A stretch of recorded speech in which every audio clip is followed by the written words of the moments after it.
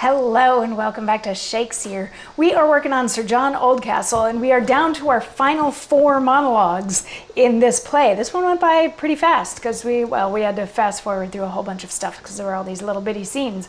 But anyway, we're going to hear from Sir Richard Lee today in Act 5, Scene 8, which after all of this kerfluffle where everybody's wearing the wrong clothes and Cobham and his wife, Oldcastle and his wife, Lady Cobham, were able to escape into the woods. They are now fugitives because he should be locked up in the tower, and everybody is also on the lookout for an Irishman who committed a murder, and Sir John, the Parson of Wrotham, actually caught that Irishman kind of before anybody was looking for him and was like, don't be stealing stuff from a dead body. I'm going to take all the stuff instead from the dead body. So in Act 5, Scene 8, we've been hanging out with Sir John Oldcastle and his wife, Lady Cobham, as they are hiding out in the woods. As they've been running away, they decided that they needed to stop and rest. And they were very sweet and loving with each other, and she had stolen some bread and cheese and wine, so they had a little bit of a picnic in the forest.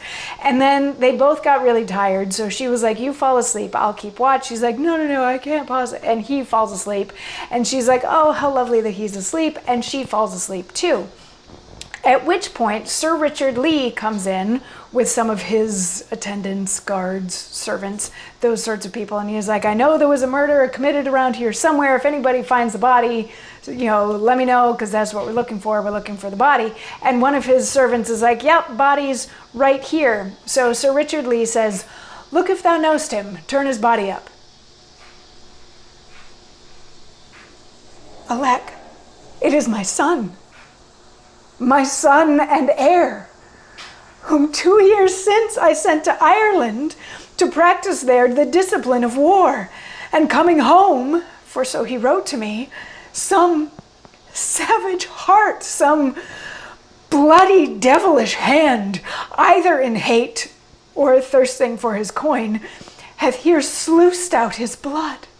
Unhappy hour, accursed place, but most inconstant fate, that hadst reserved him from the bullet's fire, and suffered him to scape the woodcarn's fury, didst here ordain the treasure of his life, even here within the arms of tender peace, and where security gave greatest hope, to be consumed by treason's wasteful hand.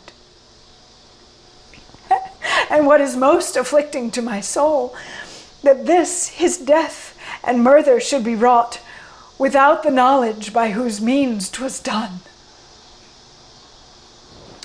So, dun dun dun, big reveal, the body next to whom Sir John Oldcastle and his wife were having a little picnic, the body that's there is Sir Richard Lee's son. He's like, turn over the body, let's see if we know who it is. And he recognizes that it's his son, who he had sent to Ireland 2 years ago to learn how to become a soldier. And he's like, this is like a very cruel twist of fate, that my son managed to escape war in Ireland and managed to travel all the way home, because he wrote me a letter saying that he was coming home, only to be killed here in this manner, possibly because somebody didn't like him, but it could also been because somebody wanted to rob him, which is what actually happened. And he's like, this is just cruel. But the worst part is, I have no way of knowing who did this, who killed my son. I'm not going to be able to get revenge on anyone. At which point one of his servants is like, I found the murderers. They're right here, and they're asleep. Look, there's blood on their clothes, and there's blood on their knives. These must be them. So Sir Richard Lee is like, they're asleep? How dare they be asleep? And he starts yelling, wake up, how dare you, killed my son, you murderers. And Cobham is like, what? I don't know what you're talking about. And he's like, oh, how dare you play that with me? I know that you killed this man here. I know that you killed my son here. And Lady Cobham is like, you're accusing us falsely. We have no idea what you're talking about. And Sir Richard Lee is going to continue on with accusing them in another monologue that we will hear tomorrow. So I will see you then for that. Mwah.